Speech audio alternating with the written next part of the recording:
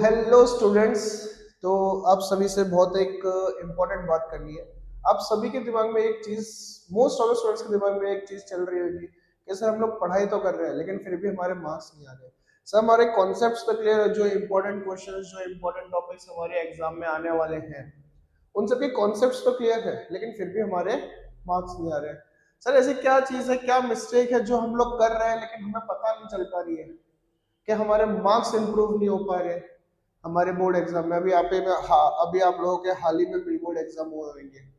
वो pre board exam में आपने एकदम अच्छे से तैयारी करी, आप लोगों ने बहुत अच्छे से प्रिपरेशन करी, सारे कॉन्सेप्ट्स किए करे, इंपॉर्टेंट क्वेश्चंस टॉपिक्स पढ़ के गए, फिर भी आपके मार्क्स वही एवरेज घूम रहे हैं। 50 मार्क्स, 50 मार्क्स, 40%, 50%, 60% ऐसे में घूम रहे हैं। तो सर हमें क्या करना चाहिए ऐसा? तो आज मैं आपके लिए लेकर आया हूँ basically how to write a model answer in your answer sheet. मतलब उन क्या चीजों पे हम लोग ध्यान दे सकते हैं जिसकी वजह से आपके मार्क्स बूस्ट कर सके। क्या वो डिफरेंस है जो एक अच्छा मार्क्स लाने वाला बच्चा लिख रहा है अपने पेपर में लेकिन आप नहीं लिख पा रहे हो। To write like a, how to write like a topper, model answer format. बोलो बात समझ आ रही है? ठीक है। अगर आप इन सब चीजों को अपने आंसर शीट में यूज करोगे तो आपके मार्क्स जो है वो इजीली बूस्ट कर जाएंगे, ऑलमोस्ट 15% टू 20%। इतने परसेंटेज आपके मार्क्स इंक्रीज बेसिकली बूस्ट कर जाएंगे आपके जो भी आपके नेक्स्ट एग्जाम। जैसे अब नेक्स्ट एग्जाम तो आपके सीधा बोर्ड से आने वाले हैं, ठीक है। तो इजीली वहां पे आप ये सब चीजें स्कोर यूज करोगे तो 15 to 20% इजीली बूस्ट हो जाएंगे। तो सर वो सारी चीजें क्या है, और वीडियो के एंड तक बने रहिएगा। वीडियो के एंड में मैं कुछ बोनस टिप्स आपके लाया हूँ कि उन चीजों को और ज्यादा ध्यान दोगे तो आपके और ज्यादा बेसिकली मार्क्स इंप्रूवमेंट होंगे, जिसको मैंने गोल्डन रूल्स बोले हैं, ठीक है। टिप्स वगैरह नहीं है, बेसिकली कुछ रूल्स है जो हम लोगों को यूज करने होते हैं व्हाइल राइटिंग एन आंसर। क्यों सर? क्योंकि जब आप बोर्ड एग्जाम देकर आते हो तो आपका पेपर आपकी इमेज एग्जामिनर के सामने लेकर जा रहा है। एग्जामिनर आपको पर्सनली जानता नहीं है, ठीक है। बात समझ आ रही है? आपका जो पेपर है वो बेसिकली पेपर आपका प्रेजेंटेशन है कि आप कैसे आंसर लिखते हो, ठीक है। तो जैसा आपका पेपर रहेगा वैसी इमेज एग्जामिनर के सामने बनेगी। पेपर का प्रेजेंटेशन खराब तो एग्जामिनर को लगेगा बच्चा ऐसा ही है, मार्क्स में थोड़ा सा डिडक्शन हो जाएगा। लेकिन आपका पेपर का प्रेजेंटेशन जितना अच्छा रहेगा मार्क्स उतने ही अच्छे मिलने के चांसेस रहेंगे, ठीक है। तो सबसे पहले कि बिगेस्ट मिस्टेक्स, के बच्चे मिस्टेक्स क्या करते हैं, बात समझ रहे हो? ऐसी कौन से मिस्टेक्स है जो बच्चे अपनी एग्जाम में करते हैं, ठीक है। तो सबसे पहला, राइटिंग लॉन्ग पैराग्राफ्स। क्या? Writing long paragraphs. जैसे फॉर एन एग्जांपल आपको एक टॉपिक दिया गया है, क्या है, आपको एक टॉपिक दिया गया है, आप उसमें बड़े बड़े पैराग्राफ लिखते हो। क्या लिखते हो? बड़े बड़े पैराग्राफ लिख देते हो। इतने बड़े बड़े पैराग्राफ हमें नहीं लिखने हैं। हमें कैसा लिखना है? हमें लिखना है पॉइंट वाइज। कैसे लिखना है? हमें पॉइंट वाइज लिखना है। बोलो बात समझ आ रही है? कैसे लिखना है? हमें पॉइंट वाइज लिखना है, ठीक है। दूसरा चीज कि बच्चे कीवर्ड्स यूज नहीं करते हैं। अब एग्जामिनर है, एग्जामिनर आंसर्स में कीवर्ड्स ढूंढता है। अगर उसको कीवर्ड दिखेगा तो वो टिक करके आगे चला जाएगा। अभी मैं बताऊंगा क्यों एग्जामिनर ये सारी चीजें ढूंढता है, क्या साइकोलॉजी रहती है बेसिकली एग्जामिनर की। नो हेडिंग, आप कोई भी प्रॉपरली हेडिंग नहीं डाल रहे हो। प्रॉपरली हेडिंग अगर होएगी, प्रॉपर हेडिंग होएगी तो एग्जामिनर को उतना इजी रहेगा। अगर डायग्राम बोला है और आप डायग्राम नहीं बना रहे हो तो जितना हो सके डायग्राम बना के आया करो। डायग्राम बेसिकली आपके आंसर्स इनहांस कर देता है। दूसरा, कोई स्टेप फॉर्मेट नहीं है, मतलब कोई बेसिकली फॉर्मेट नहीं है, बस लिखना चालू कर दिया पैराग्राफ की तरह, बस लिखना चालू कर। जैसे फॉर एन एग्जांपल साइंस का एक क्वेश्चन है, बायो मैग्निफिकेशन, ठीक है। अभी बायो मैग्निफिकेशन है, अब इसमें आप कोई फॉर्मेट नहीं, कोई पॉइंट्स नहीं, कोई कीवर्ड्स नहीं, कुछ नहीं, सीधा लिखना चालू कर दोगे तो not this will not act as a good presentation, this will not act as a good presentation in front of examiner. Examiner के सामने ये सारी चीजें आपकी प्रेजेंटेशन बिगाड़ देगी। एग्जामिनर जो बेसिकली आपकी शीट आंसर शीट चेक करता है, उसके सामने आपकी पूरी प्रेजेंटेशन, पूरी इमेज क्या कर देगी, खराब कर देगी। तो सर कैसे लिखना चाहिए? तो परफेक्ट मॉडल आंसर फॉर्मेट। यहां पे मैं आपको सिखाऊंगा कि आप कैसे बेसिकली एक अच्छा आंसर लिख सकते हो। ठीक है, जैसे फॉर एन एग्जांपल मान लेते हैं ये आपका आंसर शीट है। क्या है? आपकी आंसर शीट है। ठीक है, अब आंसर शीट है, जैसे फॉर एन एग्जांपल मैं सेक्शन सी स्टार्ट कर रहा हूं, तो सेक्शन सी ऐसे सबसे ऊपर लिख देना है। बोलो बात समझ आ रही है? एकदम हेडिंग डाल देंगे प्रॉपर कि मैं यहाँ से क्या चालू कर रहा हूँ, मैं यहाँ से सेक्शन सी चालू कर रहा हूँ, सेक्शन ए चालू कर रहा हूँ, सेक्शन बी चालू कर रहा हूँ, सेक्शन सी चालू कर रहा हूँ, सेक्शन डी चालू कर रहा हूँ। मैंने एग्जाम्पल के तौर पे क्या ले लिया है? Section C. ठीक है, बात समझ आ रही है?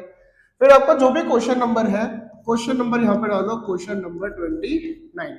कुछ बच्चे जो है वो क्वेश्चन नंबर यहां पर भी डालते हैं, क्वेश्चन नंबर 29, और यहां से आंसर लिखना चालू करते हैं। दोनों ही तरीके सही है। आप चाहे क्वेश्चन नंबर यहां डालो, आप चाहे क्वेश्चन नंबर यहां पर डालो, कोई दिक्कत वाली बात नहीं है। दोनों ही तरीका क्या है? सही है। बोलो बात समझ आ रही है? लेकिन क्वेश्चन नंबर सही डालना। ऐसा नहीं क्वेश्चन नंबर 30 है और आपने 29 लिख के आ गया, एग्जामिनर वो चेक मतलब बेसिकली गलत कर देगा। ठीक है, फिर जैसे क्वेश्चन था बायो मैग्निफिकेशन के ऊपर, तो बायो मैग्निफिकेशन के ऊपर कैसे लिखोगे आप लोग? तो सबसे पहले आप हमेशा अपने आंसर की शुरुआत डेफिनेशन से करिए। किससे करिए? डेफिनेशन से। Almost two almost 1 to 2 lines आप डेफिनेशन पे दीजिए। कितने लाइंस? 1 से 2 लाइन आप कहां पे दीजिए? डेफिनेशन पे दीजिए। बोलो बात समझ आ रही है? फिर आप शुरुआत करिए अपने कंटेंट की। किसकी? कंटेंट की। कंटेंट लगभग कितना होना चाहिए? 3 से 4 लाइन का। बोलो बात समझ आई? जैसे बायो मैग्निफिकेशन है, अगर डायग्राम है तो डायग्राम बनाइए। क्या? अगर डायग्राम है तो डायग्राम बनाइए, और अगर डायग्राम नहीं है, जैसे बायो मैग्निफिकेशन है तो बायो मैग्निफिकेशन में डायग्राम नहीं होगी, बायो मैग्निफिकेशन में क्या होगा? बेसिकली फूड चेन होगी। बोलो बात समझ आ रही है? डायग्राम बनाइए, फूड चेन बनाइए, फ्लो चार्ट्स बनाइए। जब आपका ये सारा हो जाए, फिर लास्ट में आप अपना कंक्लूड कर दीजिए आंसर। क्या कर दीजिए? आंसर कंक्लूड कर दीजिए। कितना? 1 से 2 लाइन में। बोलो बात समझ आ रही है? इस तरीके से आपने अपना आंसर लिख दिया। अब क्या करना है? अब 2 से 3 लाइन को क्या कर दीजिए? छोड़ दीजिए। फिर अपना क्वेश्चन नंबर 30 चालू कर दीजिए। बोलो बात समझ आ रही है? क्या चालू कर दीजिए? Question number 30। इस तरीके से आप अपने आंसर्स लिखने जाओगे एक प्रॉपर फॉर्मेट में। यहां पे क्या सिखाया मैंने कि कोई स्टेप फॉर्मेट नहीं है, स्टेप फॉर्मेट नहीं है। Without any format, without any heading, without any diagram, without any keywords paragraph लिख रहे हो, कोई मतलब का नहीं है। आंसर्स में मार्क्स बहुत ज्यादा कम मिलेंगे।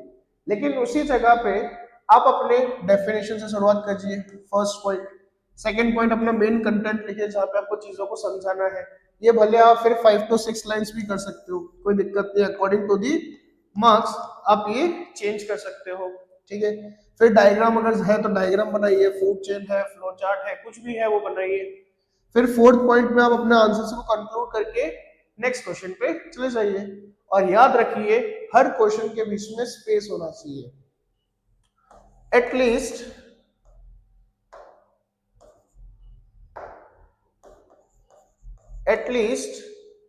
लीव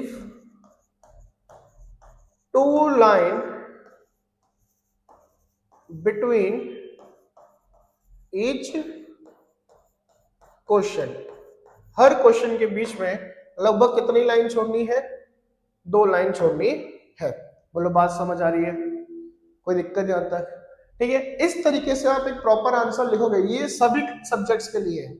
मैथ्स में भी आप यूज कर सकते हो, लेकिन मैथ्स में ऐसे नहीं आएगा, मैथ्स में स्टेप्स रहेंगे।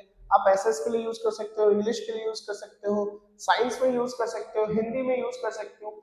ये हर सब्जेक्ट के लिए। बोलो बात समझ आ रही है? ठीक है। और हर क्लास के लिए, ऐसा नहीं जैसे मैं 10th क्लास के लिए बना रहा हूँ, 10th में भी यूज कर सकता हूँ, 11th 12th 8 9 हर क्लास में ये चीज आपको काम आएगी। ठीक है, चलिए नेक्स्ट पे चलते हैं। अब इसके पीछे रीजन क्या है, क्यों मैंने ये सारी चीजें आपको इसमें बताने की कोशिश करी है कि इस तरीके से लिखिए। तो what is the psychology of examiner? तो बेसिकली याद रखिएगा कि जो एग्जामिनर है, क्या है, एग्जामिनर जो है, एग्जामिनर जो एग्जामिनर है, एग्जामिनर ऑलमोस्ट 100+ कॉपीज चेक करते हैं डेली। कितनी कॉपीज? 100+ कॉपीज चेक करते हैं डेली। अब सोचो वो हर एक सप्लीमेंट्री या फिर आंसर शीट में वो अगर मेन आंसर्स पढ़ने, पूरा आंसर पढ़ने बैठ जाए तो 100 कॉपीज चेक कर पाएगा। तो इसकी वजह से वो क्या ढूंढते हैं? वो ढूंढते हैं कीवर्ड्स, वो ढूंढते हैं हेडिंग, वो ढूंढते हैं मेन पॉइंट, ठीक है, वो ढूंढते हैं डायग्राम, फ्लो चार्ट। इसलिए वो ये सारी चीजें इनके आंसर्स में ढूंढते हैं। क्यों? क्योंकि उस आदमी को भी या उस फीमेल को भी एक दिन में 100 से ज्यादा कॉपीज चेक करनी है। तो ये बेसिकली आपके ऊपर है कि आप एग्जामिनर को जितने आसान तरीके से अपना आंसर चेक करने दोगे, इतने ज्यादा वो मार्क्स आपको देगा। जितनी ज्यादा डिफिकल्टी उसको आपके आंसर्स में हुई चेक करने में, उतने वो कम मार्क्स आपको दे देगा। बोलो बात समझ आ रही है? तो इन सारे तरीके से उसका आंसर चेक करने के लिए और ज्यादा आसान हो जाएगा। It will be easier for the examiner to check your answer if you mention keywords, heading, main point, diagram and flow chart in your answer. बोलो बात समझ आ रही है? इस तरीके से आप आंसर्स लिख सकते हो अपने आने वाली अपकमिंग एग्जाम्स में। ठीक है, चलिए आगे बढ़ते हैं। आगे क्या बोल रहा है, मैंने आपको बोला था कि मैं आपको कुछ गोल्डन रूल्स दूंगा जो अगर आप अपने आंसर शीट्स में यूज करोगे तो आपके मार्क्स और ज्यादा इंप्रूव होंगे। तो what are this golden rules? So this golden rules are basically underline keywords. क्या है ये गोल्डन रूल्स? सबसे पहला है अंडरलाइन कीवर्ड्स। सर इसका क्या मतलब है? जैसे आपने अपने आंसर्स लिखे, क्या करें, अपने आंसर्स लिखे, जैसे for an example electric current is the flow of charge per unit time. बोलो बात समझ आ रही है? ये आपने एक डेफिनेशन लिखी।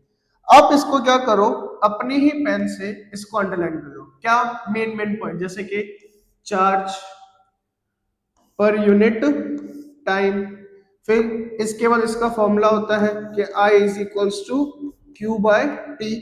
इसको बेसिकली आप बॉक्स के अंदर रख दो। ठीक है, इसकी जो यूनिट होती है SI unit, that is ampere. इसको भी आप अंडरलाइन कर दो या फिर बॉक्स के अंदर कर दो। तो इससे क्या होगा, इससे एग्जामिनर का सीधा कीवर्ड्स पे आंखें चली जाएंगी। कहां पे?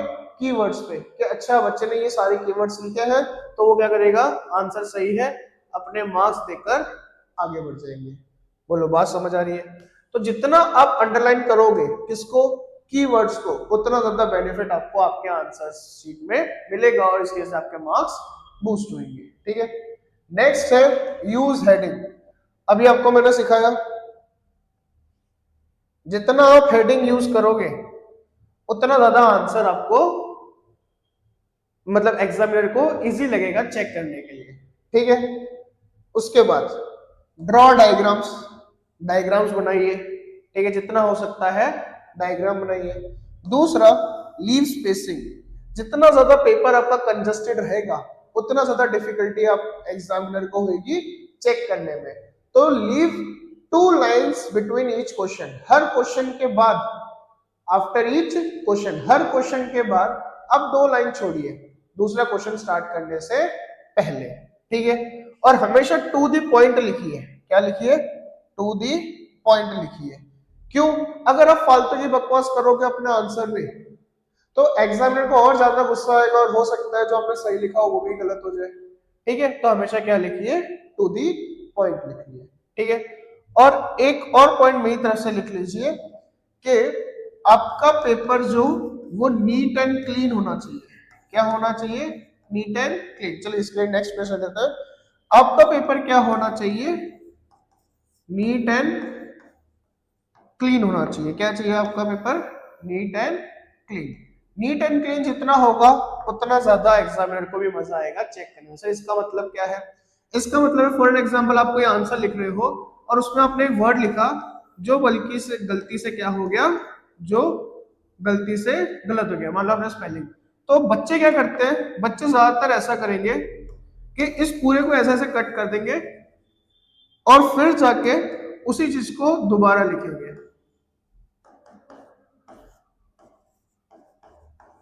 बोलो, बात समझ आ रही है? ये चीज आपको नहीं करनी है, ये चीज आपको नहीं करनी है, ठीक है। ये चीज आपको नहीं करनी है। आपको क्या करना है? आपने अगर मान लो कुछ गलत लिख दिया, फॉर एग्जांपल आपने इसकी स्पेलिंग गलत लिख दी, ठीक है। सिंपल एक कट मारो, एक कट मारो और दोबारा से इसको लिख दो। बोलो, बात समझ आ रही है? ठीक है। So this is the right way अगर आप कुछ भी गलती कर रहे हो, ठीक है। ये वाला तरीका यूज मत करना। सिंपल एक कट मारना है और आगे बढ़ना है। बोलो, बात समझ आ रही है? ठीक है। और एक और टॉपिक जो मेरे को बेसिकली ज्यादा अच्छा लगता है कि बच्चे वो चीज यूज करें, जैसे आपके बेसिकली सेक्शंस होते हैं। Section A, section B, section C, फिर सेक्शन डी। ये सारे चारों सेक्शन होते हैं। तो आपको क्या करना है? जो सेक्शन सबसे अच्छा आता है उससे शुरुआत करनी है। जैसे ज्यादातर बच्चे सेक्शन ए से शुरुआत करते हैं। मान लो आपको सेक्शन बी आता है तो आप सेक्शन बी से शुरुआत करिए। ऐसा कंपलसरी नहीं है कि आपको सेक्शन वाइज ही लिखना है। आपको जो सेक्शन आता है उससे शुरुआत करिए और जो थोड़ा वीक हो, मतलब जो कॉन्फिडेंट नहीं है, उसको लास्ट में अटेम्प्ट करिए। लेकिन याद रखिएगा पूरा सेक्शन एक साथ ही लिखना है।